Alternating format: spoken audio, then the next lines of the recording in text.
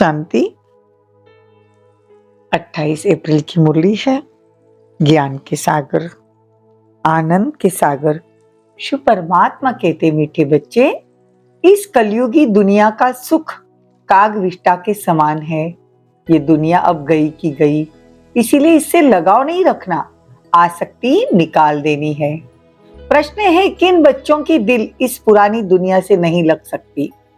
उत्तर है, जो आज्ञाकारी, वफादार, निश्चय बुद्धि बच्चे हैं, उनकी दिल इस पुरानी दुनिया से नहीं लग सकती, क्योंकि उनकी बुद्धि में रहता है यह तो विनाश हुआ कि हुआ। यह जादू का खेल है, माया का भपका है ना, इसका अब विनाश होना है। डैम फटेंगे, अर्थक्वेक होगी, सागर धरनी को हप करेगा, ये सब होना है। Nothing new. Sweet home, sweet राजधानी को याद करते हैं तो इस पुरानी दुनिया से दिल नहीं लग सकती। गीत है, जिसका साथी है भगवान। ओम शांति। यह निश्चय के ऊपर गीत है ना। जब बाप का बनते हो, वह बाप आते हैं तो वो आकर हमारा साथी बनते हैं। बच्चे जानते हैं, बाप जब आते हैं तभी विनाश के तूफान होते हैं। बाप आते हैं पुरानी दुनिया को खलास कर नई दुनिया की स्थापना करने। अर्थक्वेक होगी, समुद्र नीचे से धरनी को खा जाएगा, बरसात ऊपर से धरनी को खा जाएगी। तो यह सब होना ही है। आज बाबा बता रहे कि विनाश एकदम नजदीक है। बच्चे जानते ये सब विनाश होने वाला है। अर्थक्वेक होगी, डैम आदि सब पानी पानी हो जाएगा।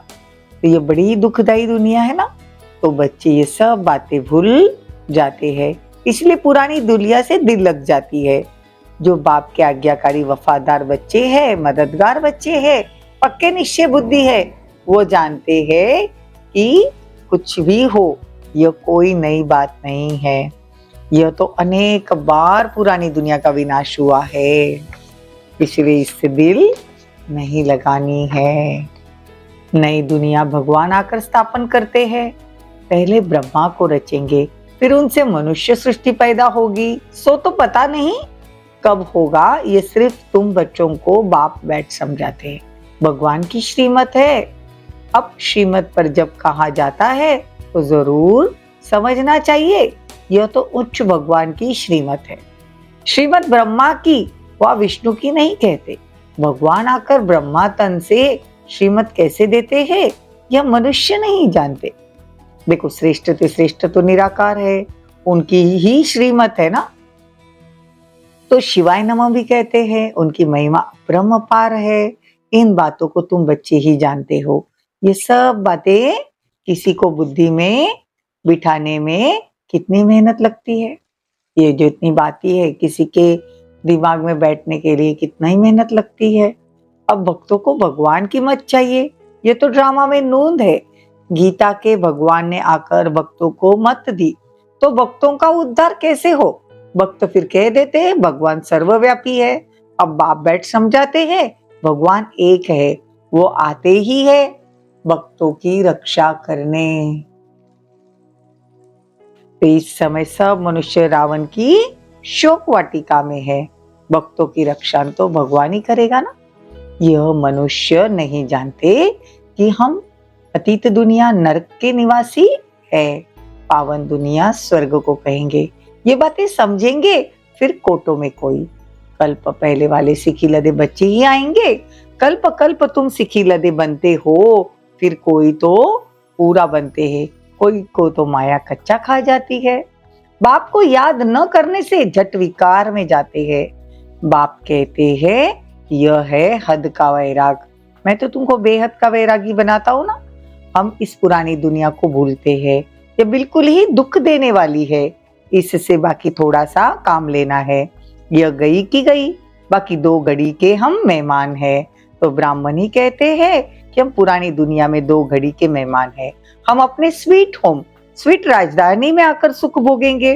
अब हमको जाना है, ये पुरानी दुनिया कब्रिस्तान होनी है।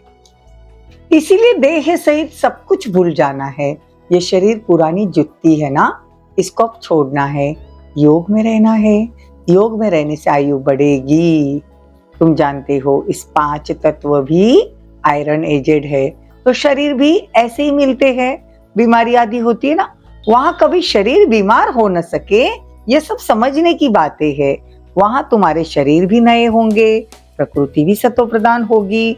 वहां ये दवाइयां आदि कुछ नहीं होता, शरीर चमकता रहता है, काया कंचन समान बनती है। अभी तो लोहे की है, वंडर है ना काया कैसे बदलती है। काया एकदम कंचन समान हो जाती है, उसको गोल्डन एज कहा जाता है। सोने के शरीर तो नहीं होते, लक्ष्मी नारायण को पारसनाथ पारिस्मृति कहते हैं। अभी तो ये 5 तत्व भी तमो प्रधान है, वहां ये बातें नहीं होती, वहां तो योग बल की बातें होती है। स्वर्ग में तो जरूर वाइसलेस बच्चे होंगे ना, काम महाशत्रु है, वहां नहीं होता। बाप कहते यह काम तुमको आदि मध्य अंत दुख देने वाला है। 5 भूतों पर विजय तब पाएंगे जब सर्वशक्तिवान बाप से योग लगाएंगे, जिस योग बल से तुम विश्व के मालिक बनते हो। अभी तुम स्वर्ग के लायक नहीं हो, मैं कल्प कल्प आकर तुम बच्चों को स्वर्ग की राजधानी में राज्य करने के लायक बनाता हूँ।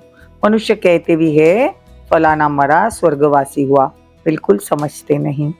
कहते जिनके पास धन दौलत बहुत है वो यहाँ स्वर्ग में है। अरे इतनी बीमारियां आदि लगी पड़ी है, इसको स्वर्ग कैसे कहेंगे। स्वर्ग तो सतयुग को कहा जाता है, कलयुग में थोड़ी स्वर्ग है। वह है ही वाइसलेस वर्ल्ड, संपूर्ण निर्विकारी दुनिया। विकार बिल्कुल नहीं। आत्मा आकर प्रवेश करती है तो उस समय गर्भ में बिल्कुल प्योर रहती है। आत्मा भी प्योर आती है, इसलिए उनको गर्भ में भी कोई सजा नहीं भोगनी पड़ती। यहाँ तो सभी को सजा मिलती है। अच्छा, मीठे मीठे सिकिलदे बच्चों प्रति माता पिता बाप दादा का याद प्यार और गुड मॉर्निंग। रूहानी बाप की रूहानी बच्चों को नमस्ते। हम रूहानी बच्चों की रूहानी माता पिता बाप दादा को याद प्यार, गुड मॉर्निंग, नमस्ते, थैंक यू, बहुत बहुत शुक्रिया। धारणा के लिए मुख्य सार, इस दुनिया में स्वयं को मेहमान समझना है। देही अभिमानी बन पुरानी दुनिया और पुराने देह से उपराम रहना है। योग से आत्मा और शरीर दोनों को पावन बनाना है। पुराने शरीर तरफ आकर्षित नहीं होना, इससे लगाव नहीं रखना। वरदान बहुत सुंदर वरदान है। शांति के अवतार बन विश्व में शांति की किरणें फैलाने वाले शांति देवा भव। जैसे छोटा सा जुगनू दूर से ही अपनी रोशनी का अनुभव कराता है, ऐसे विश्व की आत्माओं का संबंध संपर्क में आने वाली आत्माओं को महसूस हो कि शांति की किरणें इन विशेष आत्माओं द्वारा मिलती है। बुद्धि द्वारा अनुभव करे कि शांति का अवतार शांति देने आ गए हैं। चारों ओर की अशांत आत्माएं शांति की किरणों के आधार पर शांति कुंड की तरफ खींची जोरी आ रही है। इस शांति की शक्ति का अभी प्रयोग करो। स्लोगन, जिसका स्वयं पर व्यक्तिगत अटेंशन है वे अंतर्मुखी बनकर फिर बाह्य मुक्ता में आते हैं। ओम शांति, ओम शांति।